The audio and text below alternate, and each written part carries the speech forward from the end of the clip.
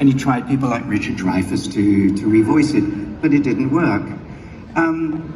And so that was a curious end to the film, because I thought that was the one film. And then we did episode 5, which people really like. And then we did 6, and that was the end. Phew, don't have to do that again. And then that was a touch of sadness. And then suddenly 1, 2, and 3. And so when 1, 2, and 3 ended, that's over now. Years later, 7, 8, 9. And at the end of 9, yes, it was difficult.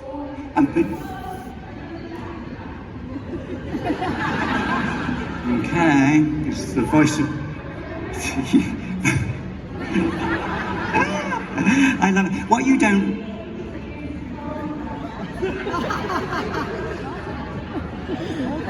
You said, we must do this again. Oh yes. And at the end of 9, it was sad to say goodbye, because that really is the end of the saga. But of course, even sadder was that moment where they need to get into 3PO's mind. And I read the script, and then we shot it, and it was, so I'm standing there, and then Poe Dameron, Oscar Isaac, beloved, what you doing, 3PO? Taking one last look, sir, at my friends.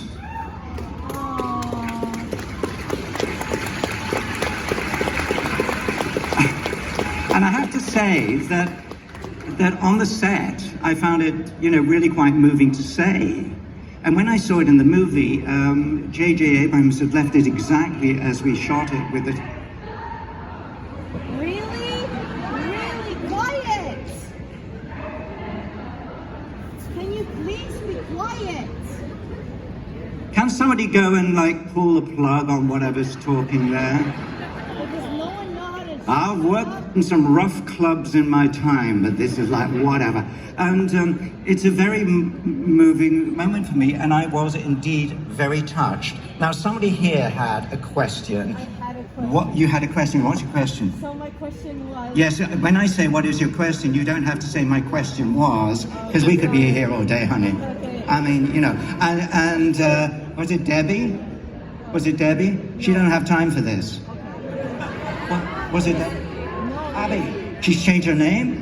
Jesus, Abby, I take my... Abby, where are you? Stay with me. Okay, yes, darling. What was it like working with Mark Hamill? What was it like working with Mark Hamill? That is... Oh, yeah, absolute shit. I mean, what an appalling person, and what a terrible actor. I mean, he's just dreadful, and the body odor, I cannot tell you. Oh, God. No, and I had to be careful where I left my pocketbook, and I mean, that guy is a real... What do you want me to say? No. Wow, probably. All that sweat, yeah. What was it like? I'm teasing. No, it's a joke. Yeah. Because always when people say, what was it like working with so-and-so? What am I going to say? Unreal. Thank you, that's my new buzzword. Well, buzzword, isn't it? No, it's one word, isn't it? Unreal? Yeah. Working with Mark Hamill, he was the first part of the crew, or part of the cast that I met in Elstree Studios. I was there making the costume with the guys for 6 months, and I was all by myself, and it was kind of weird. It's like the whole movie was going to be about me, which of course it was. But then Mark comes in, and I'd never really met Americans, and he was so full of life and enthusiasm and so on. And he was great. And here's the thing, we end up in Tunisia, and we're driving to work in the same car, really cheap production. So we're driving into the desert to the homestead, and we're going through each other's lines out of kind of professional, or just helping each other. And I remember turning to him and saying, how can you say this rubbish with a straight face? And he said, well, your lines aren't any better. And I said, yeah, but nobody can see my face. They don't know what I'm saying. And Mark delivered his lines with such integrity and truth. But even more, he spoke to 3PO as though 3PO was a real entity. That she's back. I said, pull the plug. Let's do a 66 on her. Mark had the unenviable job of being the hero. He was there in his lovely, neat little cotton top and pants, and he could sit down and everything. And I really, and he could go to the bathroom, he could eat, he could do anything he wanted, whereas I'm stuck in the suit. But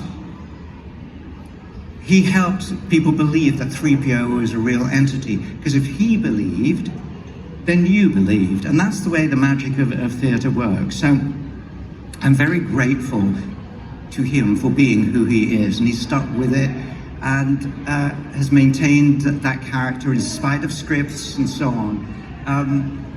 But the other person, of course, I met in Tunisia was Sir Alec Guinness. And I met him actually as we boarded the charter flight from London to wherever it was, Tozeur. And he was sitting right next to me on the plane across the aisle, and we chatted a bit. And I've told this story in a book I wrote. I wrote a book. It must be fairly near the beginning, because in this book, which I've read, and more importantly, I wrote, in the book I talk about when we got to Tozeur, we got out of the aircraft and we went through customs and all that kind of thing. And there was a bus and there was a limousine. I kind of knew the limousine was not for me. It was for Sir Alec. And I headed towards the bus, and then he got out of the limo and he said, have they given you your per diem yet? I had no idea what a per diem was. I'd never been in a movie. He said, he saw my confusion. He went, your pocket money, because they seem to have given me rather a lot, and I think you should have some. Aww. Yes, how can you not love a man like that? And so he was very helpful all through shooting, and one day he said to me, you know, filming isn't always like this. You will be in other films that will be better. Little did he know. And one of the curious things, he was adorable to me, absolutely adorable. And then over the years, we lost touch, as humans do. And I was sad because it became very clear that over the years, he began to resent being known as an old man in a dressing gown, Obi-Wan Kenobi, because he had had a career that was staggering beyond pretty much any actor I can think of. His range of roles in theatre and on film was just legion. It was superb, a master craftsman. And he had worked so hard in characterizations and all sorts of people he'd played, whether it was Adolf Hitler or an old lady in Kind Hearts and Coronets or a vicious sergeant in Tunes of Glory. He was known for Obi-Wan Kenobi, and he resented it. And I kind of got it, because I went through a time of feeling I should stop being 3PO, that people only thought of me in that way, but it was all I offered.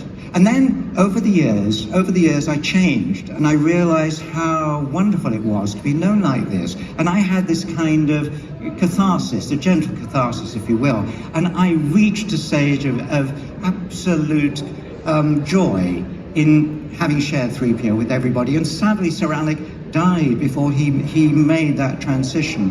And I hope he's listening somewhere and going, yes, you were right, Anthony.